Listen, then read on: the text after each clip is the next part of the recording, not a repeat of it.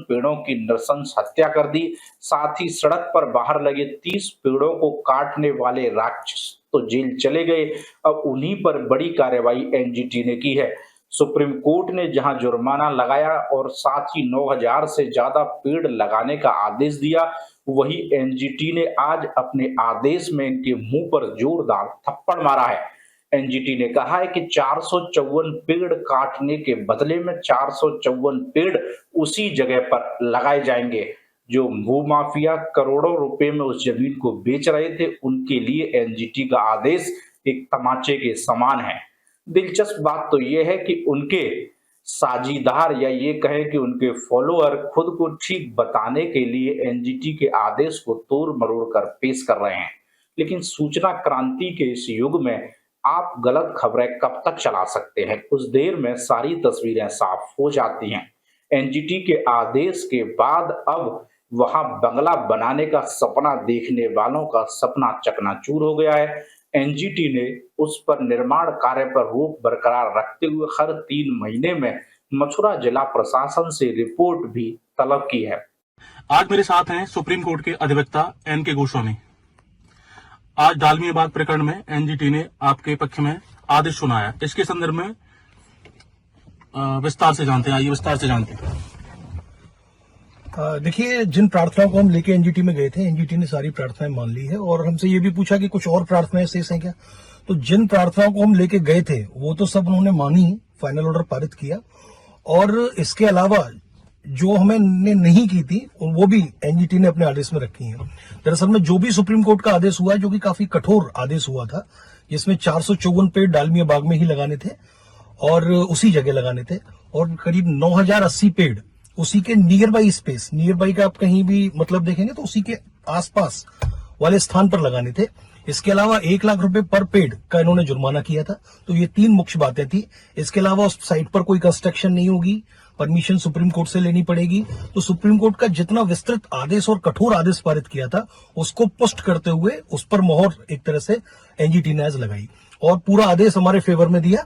और ऐसा पहली बार हुआ है कि जिन प्रार्थना हम बहुत कम लेके गए थे, लेकिन चूंकि सुप्रीम कोर्ट ने इतना कठोर निर्णय सुनाया कि जिन प्रार्थनाओं को हम लेके नहीं गए थे वो भी हमारी प्रार्थनाओं में शामिल कर ली गई। तो ये आज कुछ हुआ एनजीटी में। और कुछ देहाती फेसबुक या समाचार पत्र कह रहे हैं कि आपकी याचिका खारिज हो गई। खारिज? इसके बारे में आपका क्या कहना है? नहीं, खारिज का क्या मतलब होता है? ये फाइनल ऑर्डर आया है, ठीक है, इसका निस्तारण हुआ है और निस्तारण एक आदेश के साथ हुआ है कि भाई ये चीजें आपको फॉलो करनी है। तो ये तो हमारे फेवर में हुआ और वृंदावन के लिए बहुत अच्छी बात है। हमारी सारी प्रार्थनाएं इसमें स्वीकार की गई हैं। और मैंने फिर भी बोला, उन्होंने मुझसे पूछा, एक्चुअली अपोनेंट भी यही कह रहे थे, अपोनेंट के जो लॉयर्स थे काफी इकट्ठे होके आए, तो उन्होंने भी यही कहा कि सर इनकी सारी प्रार्थनाएं तो स्वीकार हो गई हैं, अब इस मैटर में कुछ बचा ही नहीं है। तो फिर भी मैंने कहा कि सर एक एनजीटी ने एक कमेटी गठित की थी और उसकी संस्तुति थी कि ऐसी घटनाएं और ऐसी आपराधिक घटनाओं की भविष्य में पुनरावृत्ति न हो, इसके लिए एक प्रिवेंटिव स्टेप ये रहेगा कि इस लैंड को ग्रीन लैंड घोषित कर दिया जाए। तो मैंने वही बात कही कि मैंने सुप्रीम कोर्ट के शायद संज्ञान में वो एनजीटी की जो कमेटी की रिपोर्ट है वो नहीं है, क्योंकि उसके अनुसार इसको ग्रीन लैंड घोषित या फिर ग्रीन बेल्ट घोषित किया जाना था। तो एनजीटी कोर्ट ने कहा कि सुप्रीम कोर्ट ने ऑलरेडी इतना कठोर आदेश प्रोवाइड कर दिया है जितना हम भी नहीं कर सकते थे, और अगर आपको ग्रीन बेल्ट वाली ये बात कहनी है तो आप डायरेक्ट सुप्रीम कोर्ट में जाके भी इसको कह सकते हैं। हालांकि जो आदेश सुप्रीम कोर्ट का है वो इतना सख्त है कि इसके अलावा कुछ फिर बचता नहीं है। और देखिए, फेसबुक या समाचार पत्र तो कुछ भी छाप दे, इनके कोई रिलायबिलिटी तो होती नहीं है। लेकिन पापी कौन? मनुष्य से उसका न्याय चुराने वाला या कि न्याय खोजते विघ्न का शीश उड़ाने वाला। हमने इसमें विशल ब्रोवर का काम किया, लेकिन जैसा कि राधा रानी का साथ रहा और प्रतिवादियों की, कहते हैं ना, जब नाश मनुष्य पर छाता है पहले विवेक मर जाता है।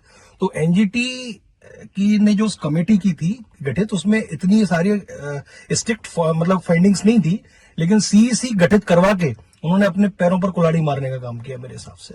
तो ये सब कुछ हुआ और इसमें कुछ, जैसा आप कह रहे हैं, कोई प्रसन्नता जाहिर करने वाली विषय नहीं है, क्योंकि 454 पेड़ों को काटना, जैसा मैंने पहले ही बताया था कि वृंदावन के पेड़ ऋषि मुनि और गोपियां हैं जो रात में भगवान कृष्ण के साथ रास रचाती हैं और फिर लता पताओं में ढल जाती हैं, और उनके कट गए हैं, उनके सर काट दिए गए, सोते हुए उनकी निर्मम हत्या हो गई।